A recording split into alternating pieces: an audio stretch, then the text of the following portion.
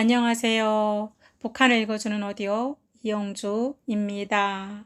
예, 노예공화국 북조선 탈출을 지금 오디오로 편집해서 올려드리고 있는데요. 많은 분들이 듣기 괴로워하시고 힘들어하십니다. 그래서 제가 평양만사 김길선님이랑 함께 찍었던 동영상을 편집해서 올렸는데도 조회수가 300에 조금 넘었더라고요. 예전에는 동영상만 올렸을 때는 이제 1000회가 훨씬 넘어갔었는데, 그래서 사람들이 굉장히 듣기 힘들어 하는구나. 예, 근데 저는 또 오늘도 읽어내려 가야 했습니다. 예를 들어 통일이 됐을 때 수많은 사람, 힘없는 사람들을 법이라는 이름으로 힘들게 했고, 인간 이하의 대접을 해주고 짐승처럼 막 다스렸던 그 사람들을 법이 심판대에 올려놓고 판결을 해야 된다고 또 생각을 하고요. 이런 것들이 또 법적 증거로 남을 수 있다고 생각을 합니다. 그리고 저도 이제 하하호호 연애 소설이나 연애나 그다음 뭐 이제 북한에서 살았을 때 뭐 그냥 얘기들을 재미있게 막 그렇게 하고 싶은 생각도 듭니다. 뭐 일단 돈을 떠나서 북한을 알리는 것이 중요하지만 그 포커스를 떠나서 재미로 이제 하는 거는 좀 저한테는 좀 안 맞는 것 같아요. 그래서 저도 이제 그 삶을 살아냈고 겪어냈기 때문에 힘들지만은 또 그거를 또 다시 기억하면서 한 원체님께서 쓰신 수기를 또 읽어 내려가는 것도 저에게도 굉장히 어려운 일이지만 그래도 읽어 내려가야 되고, 어떤 분이 제가 쓴 올려놓은 동영상에 댓글을 다셨는데, 대한민국에 사시는 7, 80% 되는 대한민국 국민들이 다 북한의 사실을 알고 있다, 현실을. 그렇지만 그곳에서 살아내지 못했고 살아보지 못했는데 어떻게 저희들처럼 그렇게 디테일하게 알고 있겠습니까? 짐승처럼 살아보지 못했고 짐승 같은 삶을 경험해 보지 못했는데, 그래서 거기다 제가 돈은 달지 않았지만 사실은 많이 서운하더라고요. 그렇지만 그거 그렇게 말하는 건 또 그분이 몫이고 오늘도 또 읽어야 되는 건 또 제 몫이라고 생각을 합니다. 그래서 오늘도 힘들지만은 또 북한을 읽어내려 가겠습니다. 제목이 안전부 집결소의 하루. 이곳 감방의 죄수들은 모두 국경 월경자들이다. 그들은 감방에 들어온 지 대부분 한 달부터 넉 달까지 되었다. 그들은 그 기간 동안 꼬박 감방 안에 갇혀 있었는데 나는 이제 겨우 이 입소 이틀 만에 호송되는 것이다. 내가 죄가를 줄이기 위해 꾸며낸 거짓 진술이 양강도 보이부 일꾼들이 정신력을 마비시킨 모양이다. 해산시 안전부에 도착한 것은 오전 11시였다. 량강도 정치보위부 허성원에게 끌려 해산시 안전부로 간 나는 이미 대기하고 있는 량강도 안전부 집결소 소장에게 인계되었다. 작은 키에 시커먼 찰거머리 같은 눈썹 아래 큰 눈알을 가진 안전원 상의복 차림의 소장이 문건을 인계받았다. 그는 자기 가방에서 철쇠를 꺼내 보위부 철쇠와 바꿔 채운 후 방금 같이 온 3명의 탈북자들을 한 줄로 연결하였다. 숯에 찬 우리 셋은 그가 이끄는 대로 집결소로 걸어갔다. 량강도 해산시에는 량강도 안전부 집결소와 해산시 안전부 집결소가 있다. 나는 여기 도 안전부 집결소에서 집결소의 하루를 26번이나 맞이하였다. 집결소의 26날이었다. 도 집결소에서의 하루하루는 나의 인생에서 가장 어렵고 힘든 나날이었다. 현대판 노예와 노예주의 일단을 보여주는 비인권 전시관이었다. 해산시 안전부에서 40분 정도 호송되어 도안전부 집결소에 도착하였다. 도 집결소는 죄수들에게 오랫동안 고통을 주면서 다스리다가 그들을 료해하여 가장 경하다고 인정되는 죄수들을 꽃바크에 보내고 죄수들이 범죄 형태와 죄가에 따라 함경남도 영광군에 있는 55호 강제노동교화소에 보낸다.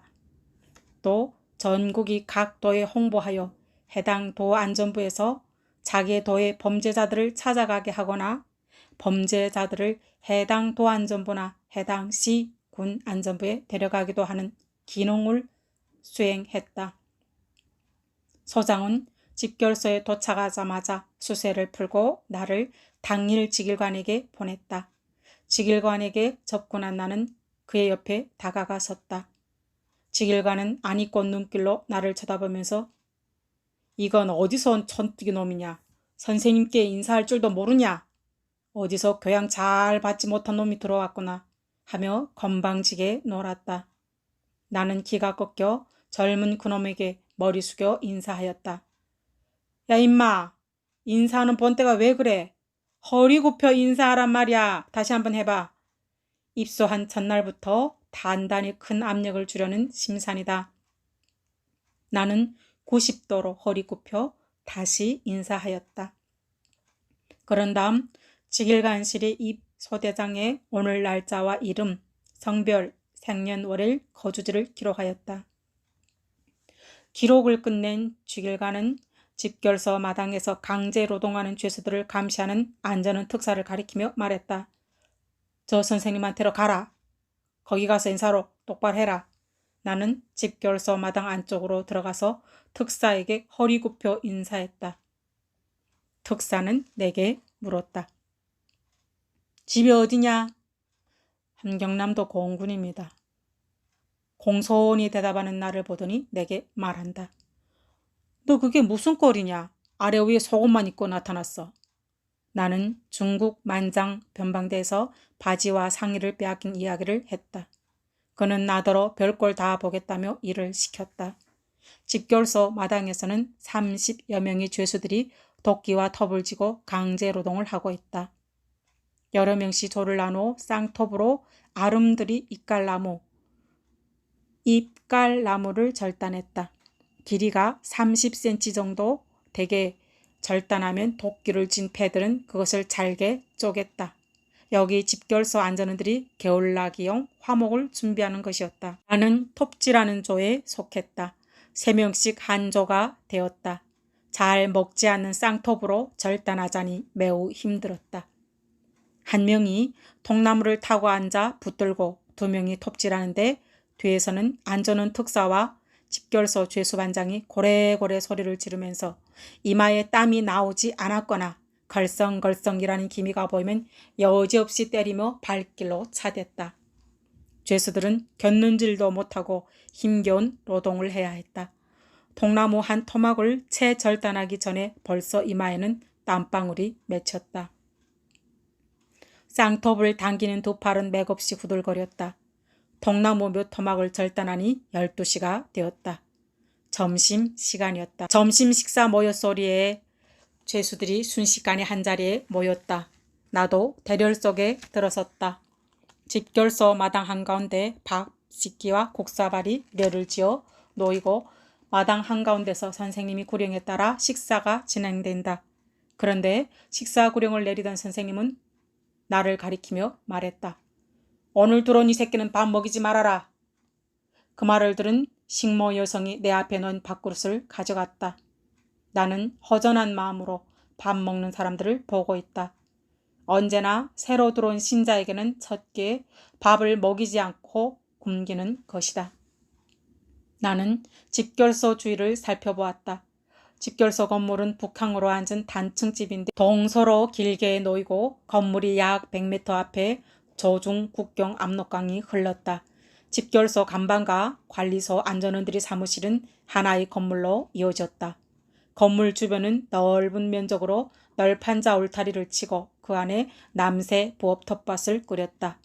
마당 한 부분에는 직일관실에 이어 공구창고, 식량창고, 석탄창고가 있다.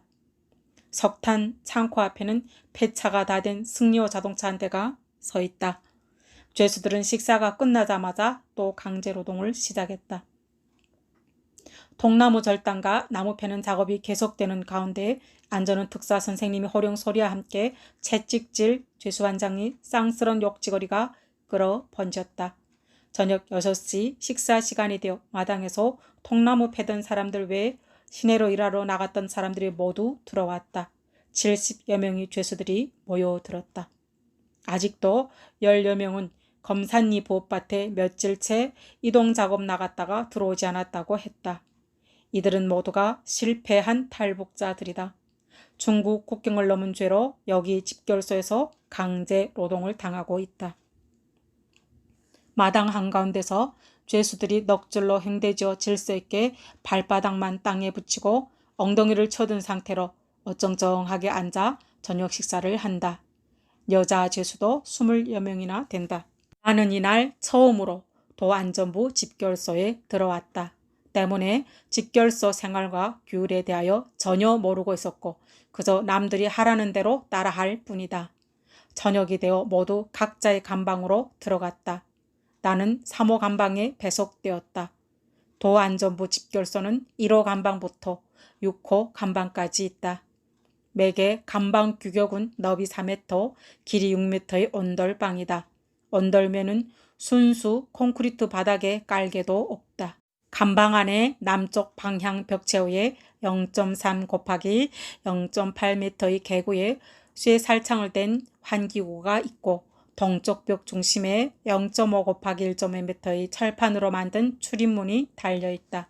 출입문 밖에는 1m 너비의 긴 복도가 1호 감방부터 6호 감방까지 연결되어 있다. 복도 끝에는 세면장과 변소가 달려있다. 감방 출입문은 복도에서 빗장을 걸고 자물쇠도 잠근다. 복도에는 또 감방 온돌에 불을 뗄 수 있는 부엌 비트가 널판자로 덮여 있다. 복도 중앙에는 마당으로 나가는 0.8 곱하기 2m 크기 철판 출입문이 있고 밖에서 빗장을 걸게 돼 있다. 복도의 모든 창문과 환기구는 12mm 철근으로 철망을 만들어 달았다. 변기 구멍도 철망으로 봉쇄됐다. 6개 감방 중 현재는 3개에만 죄수들이 들어있다. 2호 감방에는 여자 죄수 20명이 있었고 3호 감방과 5호 감방에 60여 명의 남자 죄수가 빼곡히 들어있다. 불도 떼지 않은 깔개 없는 콘크리트 방바닥은 눅눅히 습기가 차있다. 울퉁불퉁한 콘크리트 바닥은 언제 준공했는지 여기저기 실금이 나있다. 부엌에 불을 떼면 방 안은 온통 연기로 꽉 차서 숨쉬기조차 힘들다. 집결소 생활의 밤 취침 장면부터 들여다보자. 저녁 식사가 끝난 후 죄수들은 각자에게 해당한 감방으로 들어갔다. 나는 3호 감방에 들어갔다. 감방 안에서 넋줄로 려를 맞춰 앉았다. 앉는 자세는 해령시 안전부 감방에서와 같다. 얼방자 틀고 앉아 허리를 굽힌 상태에서 머리는 수그리고 두 손은 무릎 위에 올려놓고 움직여도 말을 해서도 안 되었다. 일단 감방 안에 들어가기만 하면 항상 이 자세로 있어야 했다. 특히 안에서는 죄수반장이 안전은 특사 감독 선생님처럼 무제한의 권한으로 수인들을 통제했다. 감방 규율을 조금이라도 위반하면 강한 처벌과 형벌이 차려졌다. 개별적 처벌과 함께 집단 형벌 때문에 신경병 걸릴 지경이었다. 안전은 특사는 죄수 반장부터 엄하게 다루었다. 안전은 특사는 자기 마음에 조금만 거슬려도 죄수 반장을 호되게 때리며 발길질과 몽둥이 치기로 피곤하게 놀았다. 그러면 죄수 반장은 그 보복을 죄수들에게 한다. 안전은 특사가 하는 그대로 죄수들에게 고통을 주었다. 죄수들은 안전원을 선생님이라고 불러야 하며 선생님들은 죄수들을 이 새끼 개새끼 이갓나 야자 하면서 짐승 취급했다. 취침 시간이 되면 선생님이 감방에 와서 잠자라 하고 지시한다. 감방문을 복도에서 잠그고 마당에 나가서 복도 출입문도 잠근다. 감방 한 구석에는 오줌통 바단에는 직경 50cm 높이 60cm의 철판으로 만든 용변기가 놓여있다. 죄수반장은 잠 자기 전에 감방 경비 조직을 한다. 감방 경비원의 임무는 죄수들이 탈출기도 자살기도를 미리 막는 데 있다고 사전에 경고한다. 감방 안에 있는 인원을 꼭같이 나누어 근무한다. 밤 10시부터 시작하여 아침 6시까지 경비를 서는데 매개 경비조는 1시간씩 근무한다. 경비 성원 중 조장이 감방 안 출입문 옆에 서고 기타 성원은 방 안의 네 구석에 반드시 곧게 서서 잠자는 죄수들을 잘 살피고 있어야 한다. 밤에도 감방 중심에 설치된 조명등은 끄지 않는다. 현재 수용하는 3개의 감방 중 사무실에만 전자벽시계 1개가 있고 다른 2개의 감방 안에는 시계가 없다. 그러므로 3호 감방 경비원은 매 시간마다 2호 감방과 5호 감방의 시간을 알려주어야 한다. 매개 경비조는 1시간씩 경비를 서고는 다음 조 성원들을 깨워서 교대한다. 경비조장은 매 시간마다 출입문 구멍에 입을 가까이 대고 복도가 쩌렁쩌렁하게 소리친다. 2호 감방, 5호 감방. 이때 곧 2호와 5호 감방에서 예 하는 대답 소리가 요란히 울린다. 예, 여기까지 읽었습니다. 저도 참 기운이 빠지는데요. 그럼에도 불구하고 예, 읽어야 된다고 생각을 합니다. 그리고 제가 제 손으로 눈 감긴 예, 복송된 정거리 교화소에서 예, 그분들이 목까지 열심히 살아내겠다고 또 그분들이 목까지 열심히 복수하겠다고 약속했던 예, 그분들이 하늘에서 저를 지켜볼 거라고 생각을 합니다. 그래서 제 삶이 힘든 것 같지 않습니다. 예, 그래서 제 삶이 늘 감사한 것 같습니다. 예, 그래서 제 삶이 늘 예, 사명감으로 똘똘 뭉쳐있는 것 같습니다. 날씨 많이 풀렸으니까 여러분들도 모처럼 예, 좋은 하루가 되기를 빌어보겠습니다. 감사합니다. 늘 항상 함께하여 주셔서 너무너무 고맙고 감사합니다. 이영주였습니다.